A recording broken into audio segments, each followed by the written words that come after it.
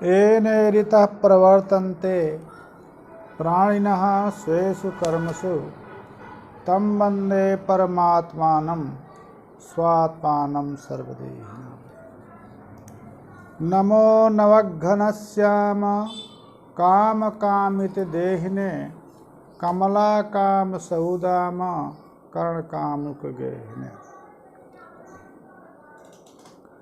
संस्कृत शौर्यम इस आमुख पटल के संवाहक पंडित राजकुमार जी एवं वेदांत शास्त्र के श्रोता सुधीजन, पंचदशी का छठवां प्रकरण चित्रदीप प्रकरण चल रहा है। इसके पूर्व आत्मा के स्वरूप निर्वचन में कहा जीवात्म निर्गमने।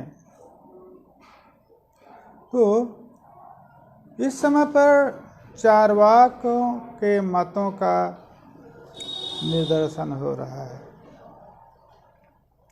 उसी में कहा कि चार्वाकों में से कोई स्थूल शरीर को ही आत्मा मानता है। उस स्थूल शरीर आत्मवाद को श्रुति सम्मत मानने के लिए, श्रुति सम्मत सिद्ध करने के लिए स व एष पुरुषो अन्न रसमयः इस स्तुति को प्रमाण लेते हैं। उसके खंडन करते हुए कोई चार्वाक ये भी कहना चाहता है कि ये जो शरीर है ये शरीर आत्मा नहीं है, क्योंकि शरीर जीवात्मा शरीर से अतिरिक्त है, जिसके निर्गमन होने पर शरीर को मृत घोषित किया जाता है। अन्यथा उस शरीर के विद्यमानता में ही शरीर को मृत व्यवहार होता है। अतः शरीर से अतिरिक्त आत्मा, उस शरीर से अतिरिक्त आत्मा कौन है, उसके लिए इन्होंने सिद्धांत बताया। यहाँ से ही पाठ है आज का। प्रत्यक्षत्वेन अभिमत अहंधि देहातिरेकिणं गमेत इंद्रियात्मानं वोच्म्यादि प्रयोग आता है। देह से अतिरिक्त इंद्रिय आत्मा है। क्यों? वो आत्मा देह से अतिरिक्त आत्मा है, वो किस प्रमाण से जानेंगे? कहा प्रत्यक्षत्वेन। अहंधि, अहम वच्मि, अहं गच्छामि, अहम पश्यामि, अहंधि देहातिरेकिणम, जो अहम थी, अहम यह जो प्रतीति है वो देहादि अतिरिक्त इंद्रिय को आत्मा बोधित करती है। अहम वच्मि इत्यादि प्रयोग इसमें प्रमाण है। अतः देह आत्मा नहीं है, क्योंकि देह के विद्यमानता दशा में ही मृतः आत्मात्र नास्ति, यह व्यवहार देखा गया है। यदि देह ही आत्मा होता तो देह के स्थिति में मत व्यवहार नहीं होता। अतः देहातिरिक्त आत्मा है। वो कौन है? कहा इंद्रियादि। मृत शरीर से इंद्रियादियों का निर्गमन हो जाता है, अतः इंद्रिया भाव दशा में शरीर को मृत व्यवहार शरीर में होता है। अतः इस स्थूल शरीर से अतिरिक्त ही इंद्रिया आत्मा है।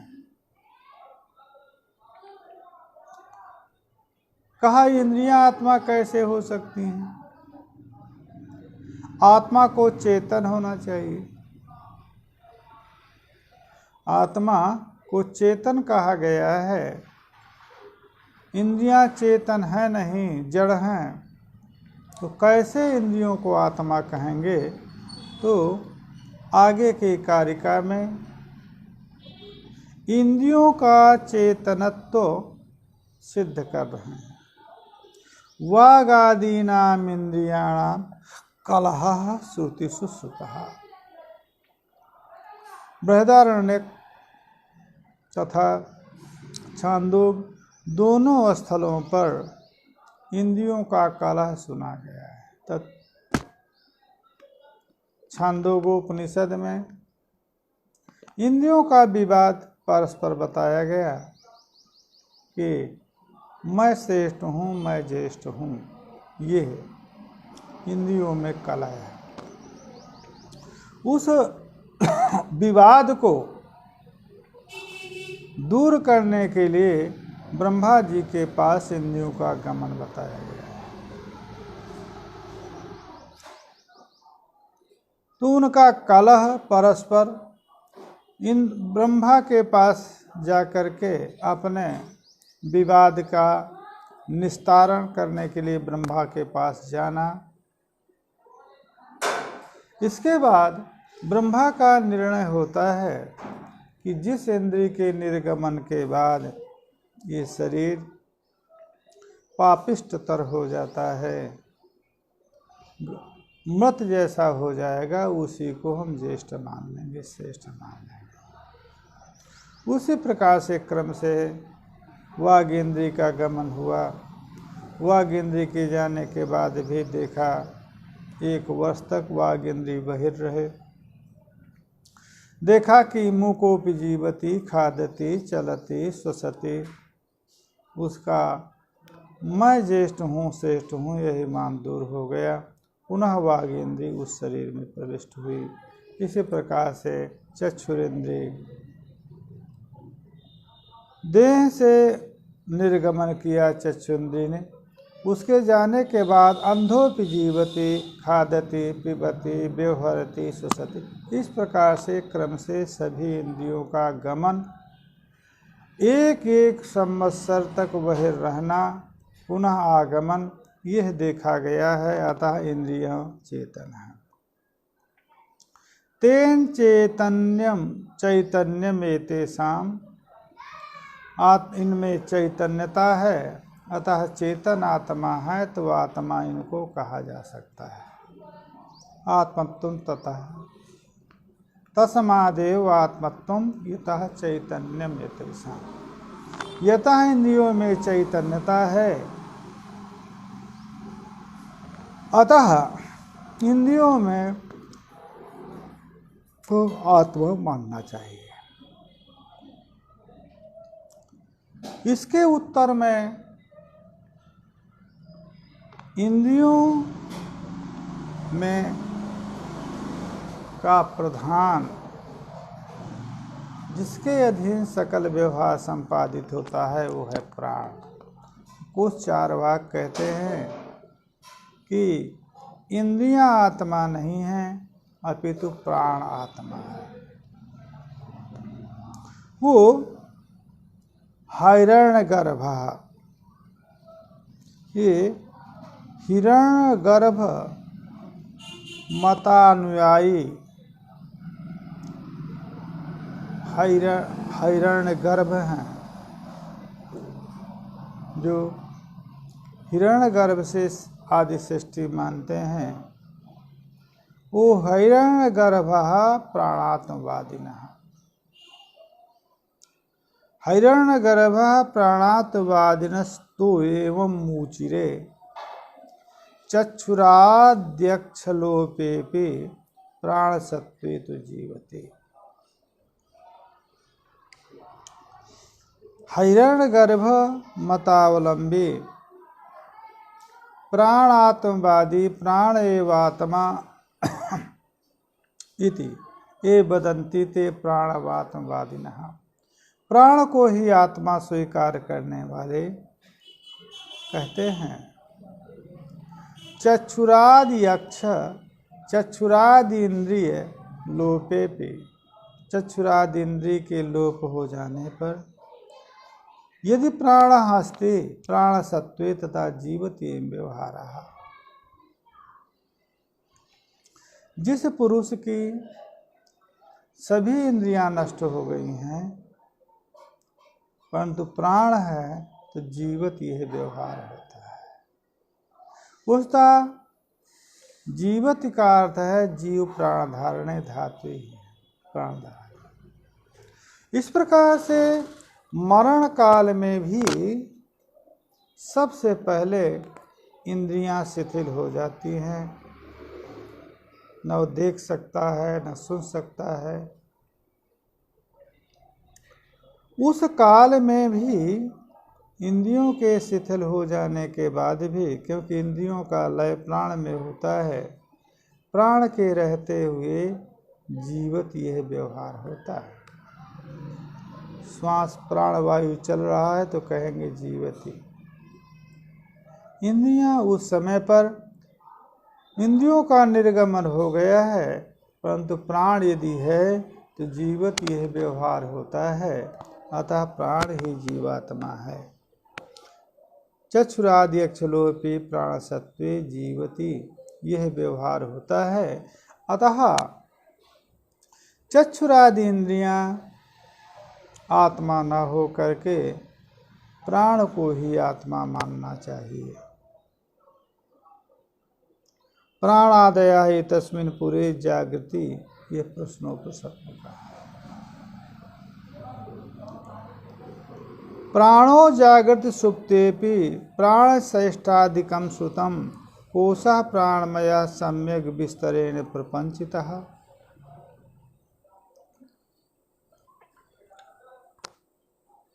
सुप्तेपि प्राणो जागृति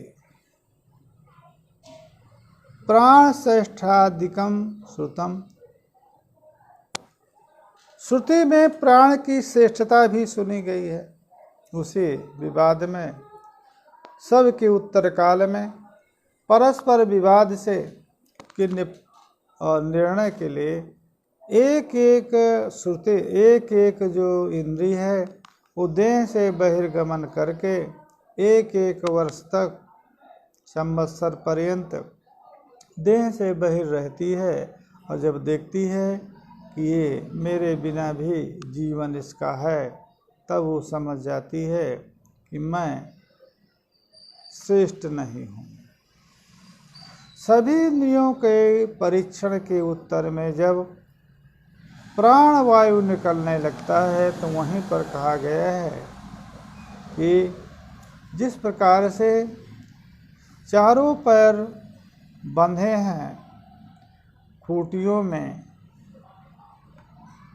जिस घोड़े के उस घोड़े में जब चाबुक लगता है तो सभी खूंटियाँ उखड़ने लगती हैं। उसी प्रकार से जब प्राण ने कहा कि अब मैं निकलना चाहता हूँ, उस समय पर सभी इंद्रियाँ शिथिल हो गईं, सभी इंद्रियाँ उखड़ने लगीं। तब सभी ने हाँ कहा, स्वीकार किया, तुम ज्येष्ठोसि श्रेष्ठोस्ति। तो प्राण का ज्येष्ठत्वादि भी श्रुत है। दूसरा, जागृत काल में इंद्रियां, क्योंकि इंद्रियों की जो प्रवृत्ति है वो बाह्य प्रवृत्ति है। बहिर्मुख इंद्रियों को ब्रह्मा ने कह रखा है। अतः जागृत काल में सभी इंद्रियां अपने अपने विषय से संबद्ध होकर के ज्ञान कराती हैं, परंतु स्वप्नावस्था में इंद्रियां निलीन हो जाती हैं मन में। परंतु उस समय पर भी मन में इंद्रियां अंतःकरण में निलीन हैं, इंद्रियां नहीं हैं, परंतु मन है और प्राण है। सुषुप्ति अवस्था में प्राण भी निर्विकार रहता है, परंतु मन भी, अंतःकरण भी व्यापारहीन हो जाता है। इसलिए ज्ञान स्मरण रूप व्यापार न रहने पर भी प्राण रहता है। प्राणो जागृति सुप्तेपि प्राण श्रेष्ठाधिकम सुतम कोशः प्राणमयः सम्यक विस्तरेण प्रपंचितः। कहा प्राण सुप्तेपि जागृत, सुसुप्ति अवस्था में भी जागृत है। प्राण का श्रेष्ठादि भी सुत है और कोशमय प्राण जो है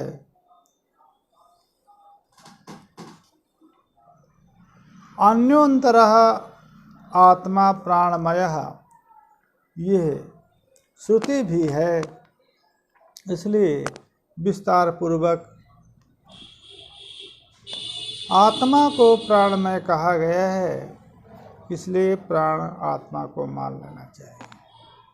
कहा हो आत्मा को जो प्राणमय कहा गया है वो आत्मा नहीं है, अपितु आत्मा का आच्छादक कोश है।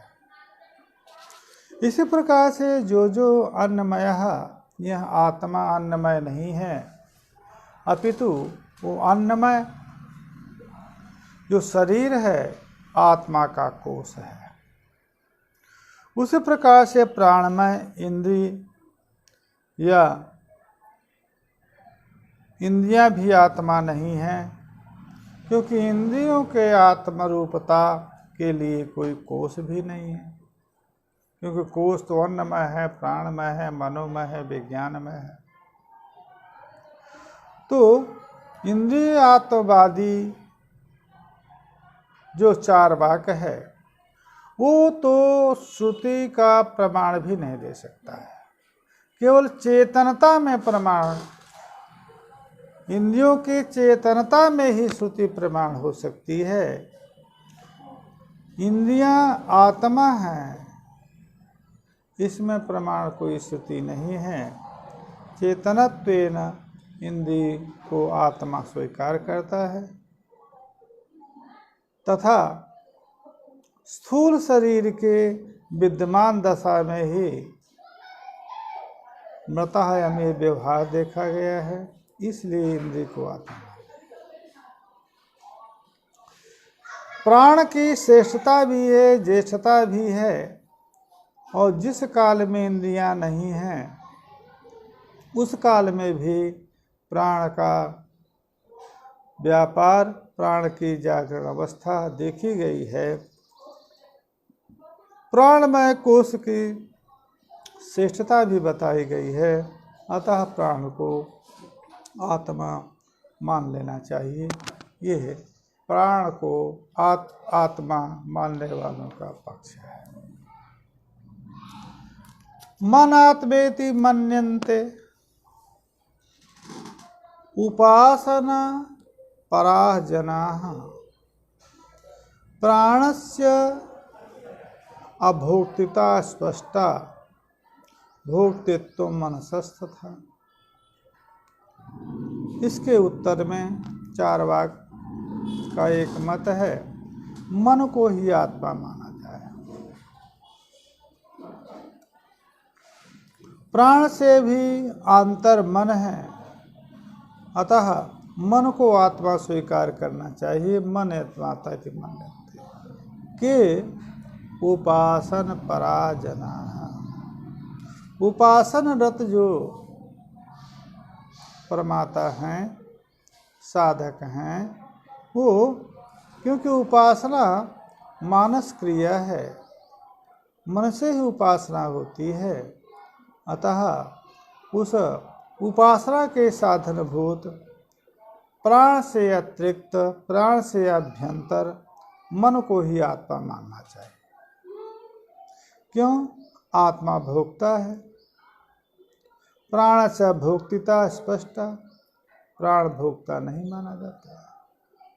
प्राण की भोक्तिता स्पष्ट है और मन की भोक्तित्व स्पष्ट है। मन में भोक्तित्व सिद्ध है और प्राण में भोक्तित्व सिद्ध नहीं है। अतः भोक्तित्व भी है मन में और प्राणाभ्यंतर भी मन है। अतः मन को ही आत्मा स्वीकार करना चाहिए। ऐसा एक अपर जो चार्वाक है उसका मन है। प्राण सिदम बसे सर्वम इत्यादि पुरुषोत्तर में, उत्तर काल में। और दूसरी बात, तस्माद् वै तस्मात् प्राणमयादन्यो अंतरः आत्मा मनोमयः, ये श्रुति भी प्रमाण है। उस प्राणमय से आभ्यंतर आत्मा मनोमय है, ये श्रुति भी प्रमाण है। अतः मन को ही आत्मा मानना चाहिए। इसके उत्तर में एक बौद्धों का मत है विज्ञानमेव आत्मा, विज्ञानमात्मेति परेयाहु क्षणिकवादिनः यतो विज्ञान मूलत्वं मनसो गम्यते स्फुटम्। क्षणिकवादिनः, क्षण विज्ञानवादिनः बौद्धाः, उनका मत ये है कि विज्ञानमेव आत्मा, विज्ञान ही आत्मा है। ऐसा क्षणिकवादी सकल जगत को क्षणिक मानने वाले, सकल पदार्थ को क्षणिक मानने वाले क्षणभंगवादी जो बौद्ध हैं, उनका कथन है कि विज्ञान ही आत्मा है। क्यों विज्ञान आत्मा है? तो उनका मत है विज्ञान मूलत्वम मनसः, मन का मूल विज्ञान है। अतः मन मूल जो विज्ञान है उसी को आत्मा मानना चाहिए। स्पष्ट है मन मूल विज्ञानता, इसलिए मन को ही आत्मा स्वीकार करना चाहिए। विज्ञान मनः शब्दवाच्य संतःकरण का अब बात आ रही है कि अन्य के मत में, नैयायिकों के मत में मन द्रव्य है, परमाणु रूप द्रव्य है मन। परंतु जो विज्ञान है वो आत्मा का गुण है। तो उनके यहाँ तो भिन्नता हो सकती है। दोनों, एक मन द्रव्य है, विज्ञान गुण है, तो वहाँ पर दोनों की विलक्षणता है। तो किसी को प्रधान, किसी को अप्रधान, किसी को मूल, किसी को कार्य माना जा सकता है। परंतु वेदांत मत में ये कैसे हो सकेगा? क्योंकि वेदांत मत में अपंचीकृत महाभूतों का सत्वांश समुदाय अंतःकरण, अंतःकरण का ही परिणाम मन है, और अंतःकरण का परिणाम ही बुद्धि है। संकल्प विकल्पात्मक अंतःकरण का जो परिणाम है वो मन है। व्यवसायात्मक निश्चयात्मक जो अंतःकरण का परिणाम है वो विज्ञान है। तो कैसे एक ही अंतःकरण में मन और बुद्धि ये भेद व्यवहार होगा? तो उसके लिए कह रहे हैं अहम वृत्ति इदम वृत्ति इति अंतःकरणम द्विधा विज्ञानम स्यात् अहम वृत्ति इदम वृत्ति मनोभवेत्। अंतःकरणम अहम वृत्ति इदम वृत्ति। अहमाकार वृत्ति अंतःकरण का परिणाम वृत्ति परिणाम। अहमाकार अंतःकरण का जो परिणाम है वो विज्ञान है। इदमाकार जो अंतःकरण का परिणाम है वो मन है। विज्ञानम साथ अहम वृत्ति इदम वृत्तिर मनोभवेत। अतः एक ही अंतःकरण के परिणाम भेद से उसी अंतःकरण में एक ही अंतःकरण में परिणाम भेद से मन और बुद्धि व्यवहार होता है। जिस प्रकार से एक ही मृत्तिका के भिन्न परिणाम पट और घट, तंतु भी मृत्तिका ही है, कपाल भी मृत्तिका ही है, परंतु उस मृत्तिका के दो परिणाम, एक पट और एक घट। तंतु ही भी पृथ्वी द्रव्य है, न तो जल द्रव्य है, न तेज है, न वायु है, न आकाश है। तंतु पृथ्वी द्रव्य ही है और कपाल भी पृथ्वी द्रव्य है। तो एक ही पृथ्वी द्रव्य के दो परिणाम, एक पट और एक घट। इनमें भी उपकारिता हो सकती है। पट से आच्छादन घट का हो सकता है। अतः एक ही परिणामी द्रव्य के भिन्न परिणाम में भिन्न व्यवहार देखा गया है। अतः एक ही अंतःकरण में इदम वृत्ति इदमाकार परिणाम, अहम वृत्ति अहमाकार परिणाम भेद से अहमाकार परिणाम मन और विज्ञान इदमाकार परिणाम जो है मन होगा। अहम प्रत्यय बीजत्वम इदम वृत्तेरिति स्फुटम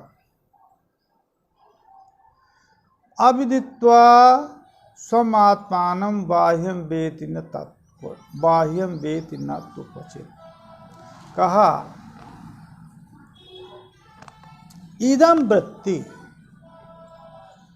कि अहम वृत्ति, अहम प्रत्यय, अहं ज्ञान, अहंता ज्ञान इदम ज्ञान का, इदम वृत्ति का बीज है, स्पष्टता बीज है। क्यों? स्वस्वरूप को जाने बिना वाह्य जो इदम पदार्थ है उसका ज्ञान असंभव है। स्वस्वरूप ज्ञान पुरस्सर ही पूर्ववर्ती इदंता का, इदम पदार्थ का ज्ञान शक्य है। अतः पूर्ववृत्ति जो पदार्थ है वो इदम पदार्थ है।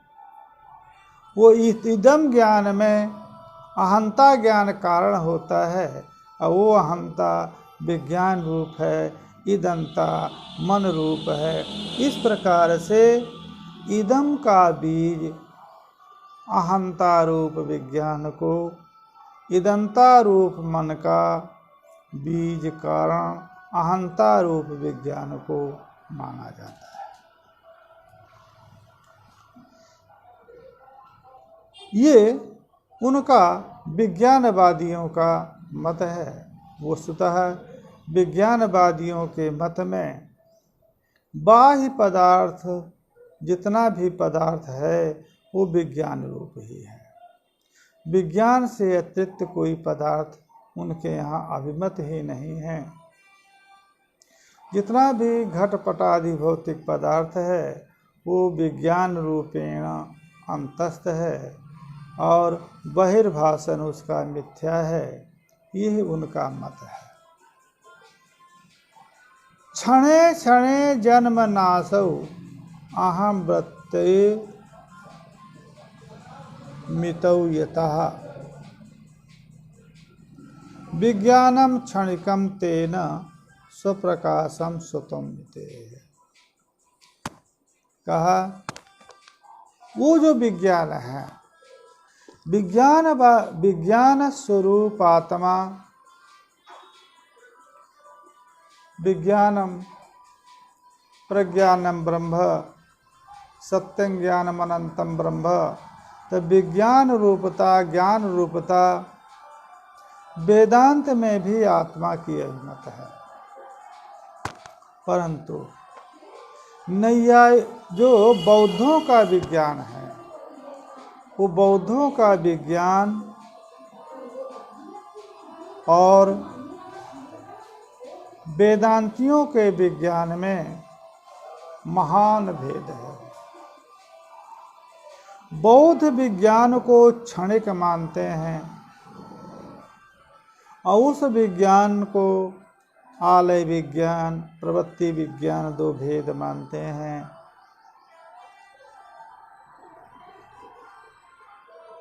तो वो जो विज्ञान है बौद्धों का, वो क्षणिक है।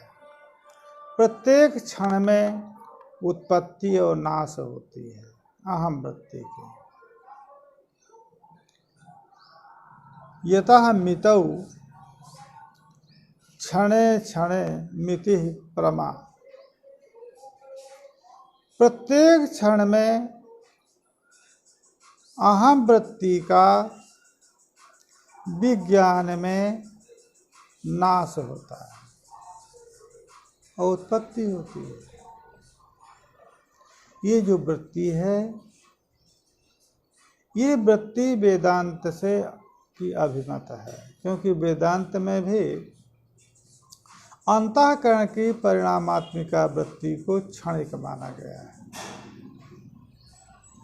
वो विज्ञान रूप है। अतः इसको यदि हम वृत्ति रूप विज्ञान को स्वीकार करें, यही बौद्धों का विज्ञान है, तो अभिमत हो सकता है। परंतु वृत्ति रूप जो विज्ञान है, वो वृत्ति रूप विज्ञान को वेदांत में सभी विषयों का आश्रय, सभी विषयों को वृत्ति रूप ज्ञान रूपता नहीं अभिमत है। अतः एतद अंश में विलक्षणता है। जो विज्ञान के क्षणिकत्व यदि वो स्वीकार करते हैं, तो उस प्रकार का विज्ञान का क्षणिकत्व वृत्ति रूप विज्ञान में वेदांतियों के यहाँ अभिमत है। परंतु आगे भी कहते हैं उस विज्ञान को स्वप्रकाश कहते हैं। वेदांत में वृत्ति रूप जो विज्ञान है वो स्वप्रकाश नहीं है, साक्षी भाष्य है, जड़ है। यद्यपि वो भी विज्ञान को चेतन नहीं मानते हैं, चेतन कोई पदार्थ ऐसा नहीं मानते हैं, परंतु विज्ञान रूपता सकल पदार्थों की मानते हैं। आलय रूप विज्ञान में सभी पदार्थ विद्यमान हैं। प्रवृत्ति रूप विज्ञान के द्वारा व्यवहार होता है, बहिर्व्यवहार होता है, ये सब मानते हुए भी वो उस विज्ञान को क्षणिक मानते हैं। विज्ञानम क्षणिकम। क्यों क्षणिक है कि प्रत्येक क्षण में अहम वृत्ति की उत्पत्ति और नाश होता है, और अहम वृत्ति ही यदि विज्ञान है तो विज्ञान का क्षणिकत्व सिद्ध है। परंतु वो स्वप्रकाश है।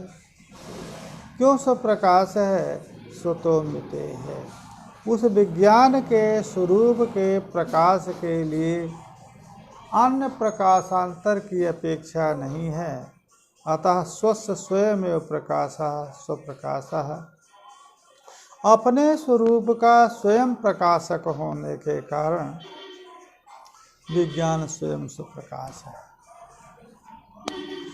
वेदांतियों के मत से विलक्षण स्वप्रकाश मत भी इनका, क्योंकि वेदांतियों ने स्वस्य स्वयमेव प्रकाशः स्वप्रकाश ये स्वप्रकाश नहीं माना, अपितु अवेद्यत्वे सति परोक्ष व्यवहार योग्यत्व स्वप्रकाश माना,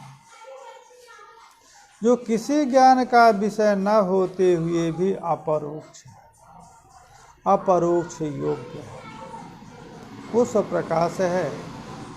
अबौद्धों के मत में स्वस्वरूप का स्वयं प्रकाशक स्वप्रकाश है, परंतु स्वप्रकाश वृत्ति रूप ज्ञान कथनचित भी नहीं है। अतः ये बौद्धों का जो विज्ञान है ये वृत्ति रूप ज्ञान से भी विलक्षण है, और चिद रूप ज्ञान जो आत्मा है वेदांतियों के यहाँ उससे भी विलक्षण है। अतः विज्ञान को ही आत्मा माना जाए, यह पक्ष उनका है। और उस विज्ञानमय कोशोऽयं जीव इति आगमः जगुः सर्व संसार एतस्य जन्म नाश सुखादिकः। कहा तस्माद् वा एतस्मात् मनोमयात् दन्योन्तरः आत्मा विज्ञानमयः, ये तैत्तिरीय उपनिषद भी है। विज्ञानम यज्ञम तनुते, यह भी है। अतः इत्यादि सर्व संसार एतस्य जन्मनाश सुखादिकः। एतस्य सर्व संसारः एव जन्मनाश सुखादिकः सर्व संसारः एतस्य। इसी विज्ञान से सभी जन्म नाश सुख आदि जितना भी संसार है, उत्पत्ति विनाश सुख दुख आदि जितना भी भौतिक संसार है उसका कारण यही विज्ञान है। विज्ञान को ही वो कारण मानते हैं। उसमें श्रुति, यहाँ पर श्रुति सम्मत जब कहना होगा तो विज्ञानम यज्ञम तनुते, ये श्रुति भी इसमें प्रमाण है। विज्ञानम क्षणिकम नात्मा। अब वो जो विज्ञान है वो विज्ञान को आत्मा बौद्धों ने माना। आत्म शब्द से व्यवहार नहीं किया बौद्धों ने कि विज्ञान आत्मा है, परंतु सकल जगत का कारण विज्ञान को स्वीकार किया। क्षणिक होते हुए भी अन्य पदार्थों का कारण स्वीकार किया।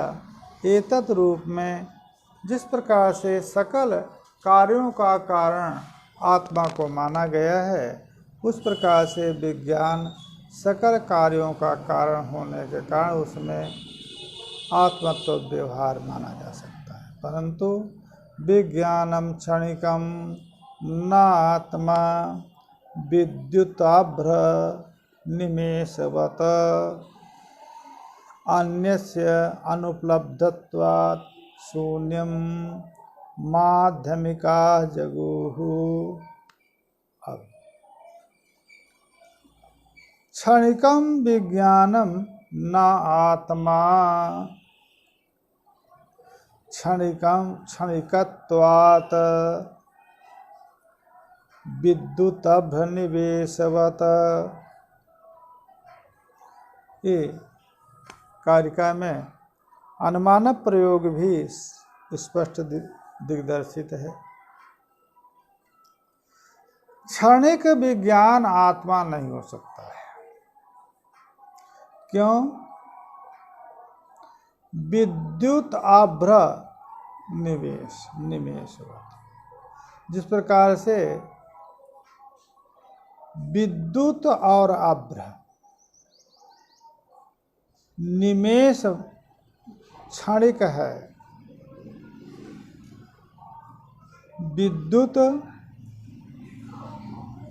और आभ्र का क्षणिकत्व होने के कारण जिस प्रकार से वो आत्मा नहीं है, तो यत् क्षणिकम तन्नात्मा विद्युताभ्र निमेषवत्। तो जो क्षणिक है वो आत्मा नहीं हो सकता है। क्षणिकत्व विद्युताभ्र निमेष में है और उसमें आत्मत्व तो नहीं है। इसलिए जब विज्ञान में आत्मत्व तो नहीं सिद्ध हुआ तो कौन आत्मा होगा? तो उसमें अन्य बौद्ध कहते हैं अन्य से अनुपलब्धत्वात्, अन्य कोई उपलब्ध है नहीं। विज्ञान भी जब आत्मा नहीं हो सका तो विज्ञान के अतिरिक्त यदि कोई उपलब्ध नहीं है तो शून्य को ही आत्मा मान लिया जाए, ऐसा माध्यमिकों का कथन है। माध्यमिक जो बौद्ध हैं वो कह रहे हैं जब विज्ञान का भी आत्मत्व निश्चय नहीं हो सकता है तो आत्मा मानना ही होगा, तो शून्य को आत्मा मान लिया जाए। कहा शून्य आत्मा है, इसमें प्रमाण क्या है? कहा आत्मा में यदि श्रुति प्रमाण मानते हैं तस्माद् वै तस्मात् आत्मना आकाशा संभूता सदैव सोमिदमग्रे आसीत एकमेवा द्वितीयम्। सृष्टि के पूर्व में जो स्वरूप है उसको आत्मरूपता यदि श्रुति में कहा गया है तो श्रुति में ये भी कहा है आसादेव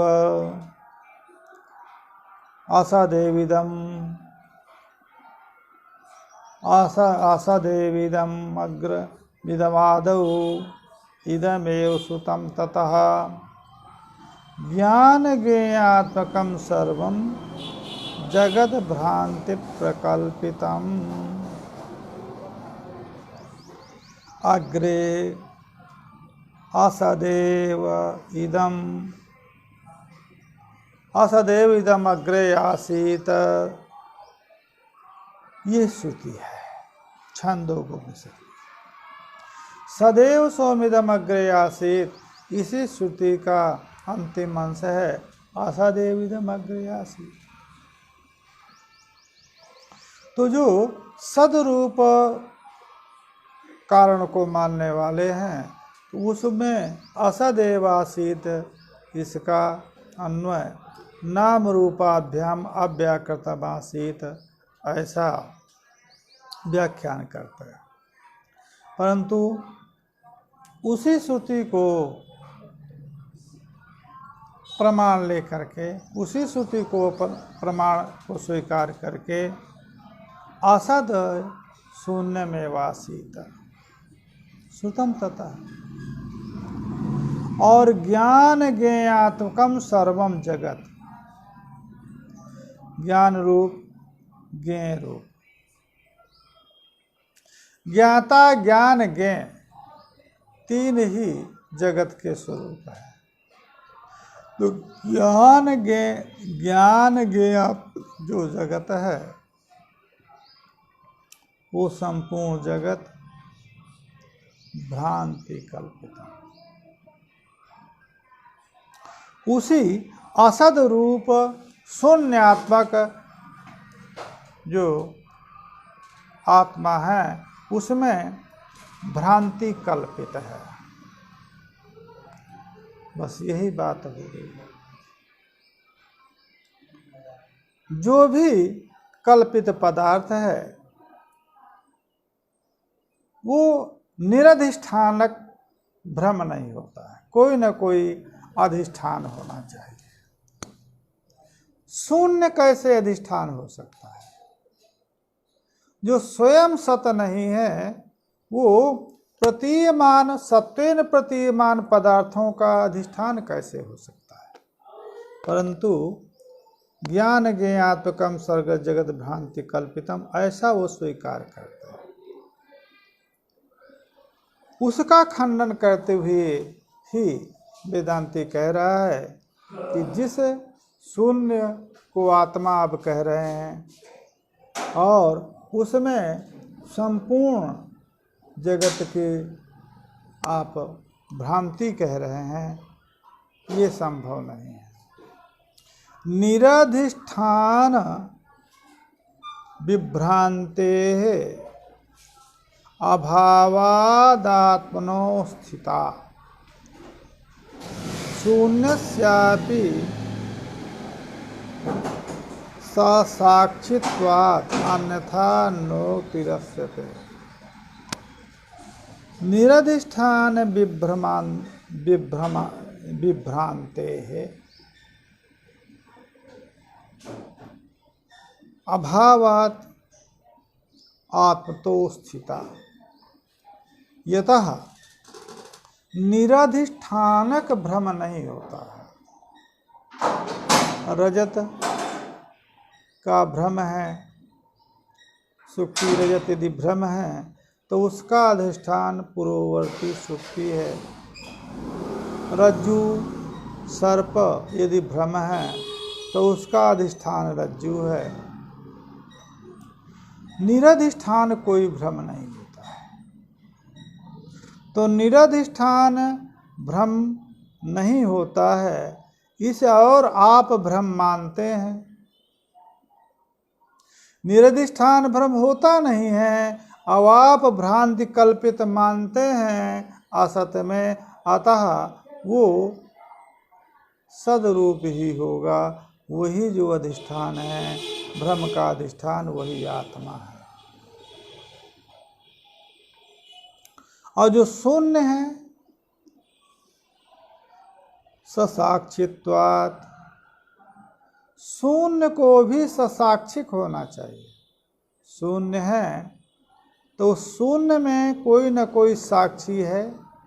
शून्य का ज्ञाता है, शून्य के उत्तर काल में है, शून्य के पूर्व काल में है। ऐसा किसी न किसी को मानना पाइए, ससाक्षिक मानना पड़ेगा। यदि शून्य में कोई साक्ष्य नहीं है तो शून्यम इति ज्ञानमेव असाक्षिकम यदि तदा तत्प्रमाणा से, उसको प्रमाण नहीं कह सकते। तो वो भी ससाक्षिक है शून्य भी, अन्यथा नोक्ति अस्यते, अन्यथा तुम्हारा एक कथन ही नहीं सिद्ध होगा। तस्य अनुभगमे अस्य शून्य सूक्ति, शून्यम यह जो अभिधान है बौद्धों का, ये भी नहीं सिद्ध हो सकेगा। इसलिए उस शून्य के लिए को की स्थापना के लिए, शून्य को सिद्ध करने के लिए कुछ न कोई साक्ष्य प्रस्तुत करना होगा, जिस साक्ष्य से शून्यता की सिद्धि हो। और वो जो साक्षी होगा वो आत्मा ही होगा। इस प्रकार से जो शून्य आत्मा कहने वाले थे उनका भी मत अभिमत नहीं है। अन्यो विज्ञानमयतः आनंदमयः आंतरः अस्तित्व उपलब्धव्यः इति वैदिक दर्शनम्। अन्यः विज्ञानमयतः आनंदमयतः आंतरः अस्ति उपलब्धव्यः वैदिक दर्शनम् अन्यः। तस्माद् विज्ञानमयादन्यो आत्मानंत आनंदमयः इति अस्ति उपलब्धः तत्त्वभावेन इति आनंदमयः आत्मा विगंतव्यः। कहा इस विज्ञानमय से जो अंतर आनंदमय आत्मा है उसको आत्मा को ही अस्तित्व उपलब्धव्य, वो ही सत्ता विषय भूत है। आनंदमय आत्मा विगंतव्य, उस आनंदमय जो आत्मा है, आनंदमय आत्मा का तात्पर्य आनंद स्वरूप जो आत्मा है, उस आनंद स्वरूप आत्मा को स्वीकार करना होगा। जब आनंदमय कोश कहते हैं तो सुषुप्ति होता है, उसको सुषुप्ति कहते हैं। परंतु आनंदमयोभ्यासात में जो आनंदमय शब्द है वो प्राचुर्य अर्थ में मय प्रत्यय किया गया है। अतः जो आनंदमय है, प्रचुर निरतिशय आनंद रूप है, वो आत्मा है। वो विज्ञानमय से आभ्यंतर जो आनंदमय है, आनंद प्रचुर निरतिशय आनंद रूप, अस्तित्व उपलब्धव्य, अस्तित्व उपलब्धव्य तत्वभावेन, ये कठोपनिषद है। श्रुति सद्भाव, श्रुति के द्वारा सद्भाव भी उसका कहा गया है। अतः आनंदमय आत्मा स्वीकार करना चाहिए। यह वैदिक दर्शन का, वेदांत दर्शन का मत है। अणुणो महान मध्यमो वा इत्येवं तत्रापि वादिनः बहुधा विवदन्ते श्रुति युक्ति समाश्रयात्। अब वो जो आनंदमय आत्मा है वेदांताभिमत, उसमें भी अणु आत्मा है कि महान आत्मा है कि मध्य है, अनुपरिणाम है कि महत् परिणाम है कि मध्य परिणाम है, इसमें भी अनेक वाद हैं। कोई अणु ही आत्मा को मानता है, कोई महत् परिणाम आत्मा को मानता है, कोई मध्यम परिणाम आत्मा को मानता है। इस प्रकार से इसमें श्रुतियाँ भी हैं, युक्तियाँ भी हैं। श्रुति और युक्तियों के आश्रय से का लेकर के इस प्रकार से अनेक दर्शनों में बहुत सा विवाद है। कोई दार्शनिक आत्मा को अणु ही मानता है, अणु आत्मा में भी अणुरेश आत्मा, ये श्रुति इत्यादि प्रमाण है, महान मानता है। महात में भी परिणाम है। अणु वदन्ति आंतरालाः सूक्ष्मनाड़ी प्रचारतः उरुम्ना सहस्रभागेन श्रुत्या तुल्यासु प्रचततः। अब अणु जो आत्मा अणु वदन्ति अंतरालाः,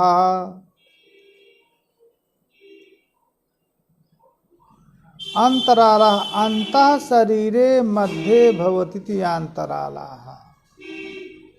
अणु भी है और शरीर अंतर। शरीर के अंदर अणु यदि नहीं होता तो प्रत्येक सूक्ष्म से सूक्ष्म नाड़ी में आत्मा का प्रवेश नहीं माना जाता। अब प्रत्येक नाड़ी में सूक्ष्म से सूक्ष्म नाड़ी में आत्मा की स्थिति, आत्मा का अवस्थान, सत्ता मानी जाती है। अणु बदन्ते सूक्ष्म नाड़ी प्रचारतः। सूक्ष्मासु नाडीषु प्रचारो अणुत्वमंतरेण न घटते। सूक्ष्म नाड़ियों में संचरण यदि अणु नहीं मानेंगे आत्मा को तो नहीं हो सकता। इसलिए आत्मा का संचरण सूक्ष्म से सूक्ष्म नाड़ी में है, इसलिए आत्मा को मानना चाहिए। दूसरी बात इतने नहीं, आगे भी श्रुति है, रोमणः सहस्रभागेन तुल्यासु प्रचतधा। वहाँ पर रोए का सैकड़ों बालाग्र शास्त्रता इत्यादि करके बाल का 1000वां अंश के समान जो दृष्टांत दिया गया है, इससे आत्मा की अनुरूपता स्वयं श्रुति से प्रतिपादित है। दूसरी बात यही नहीं है, अणो अणीयान एषो अणुः सूक्ष्मात् सूक्ष्मतरं त्विति अणुत्तमाहु श्रुतयः शतशोऽथ सहस्रशा। कहा आत्मा के अणुत्व में अनेक श्रुतियाँ प्रमाण हैं, इसलिए आत्मा को अणु मानना चाहिए। अणु अणीयान महतो महीयान। अणु अणीयान, अणु से भी अणु है। सूक्ष्मा सूक्ष्मतरम येषु अणुरात्मा चेतसा वेद सूक्ष्मा सूक्ष्मतरम नित्यम। ये भी श्रुति है। सूक्ष्म से सूक्ष्म तर आत्मा को कहा गया है। अणु से भी अणु आत्मा को श्रुति में कहा गया है। और बालाग्र शतभागस्य, ये भी तो बालाग्र शतभागस्य सहस्ता कल्पितस्य च भागो जीवस्य विज्ञेयः चाह पराश्रुति। अब बालाग्र शतभाग शतथा कल्पितस्य च, ये भी श्रुति से प्रमाण है। बाल का जो अग्रभाग है उसका सैकड़ों भाग, 1000वां भाग कल्पित है, इसलिए भागो जीवः, इसलिए जीव भागो जीवस विज्ञेया, ये श्रुति है। बालाग्र शतभागस्य सतथा कल्पितस्य च भागो जीवस विज्ञेया इत्याचाह परास। भागो जीवस विज्ञेया, ये श्रुति ही इसमें प्रमाण है। अतः आत्मा अणुपरिणाम है, ऐसा कुछ आचार्यों का मत है। अब जैनियों का मत यहाँ से प्रतिपादन करेंगे। समय 1 घंटा हो गया है। जैनी लोग मध्यम परिणाम आत्मा को मानते हैं। इसके उत्तर में इस सकल विवाद का निस्तारण वेदांत सम्मत सिद्धांतानुसार, वेदांत सिद्धांतानुसार किया जाएगा। हरि ओम तत्सत।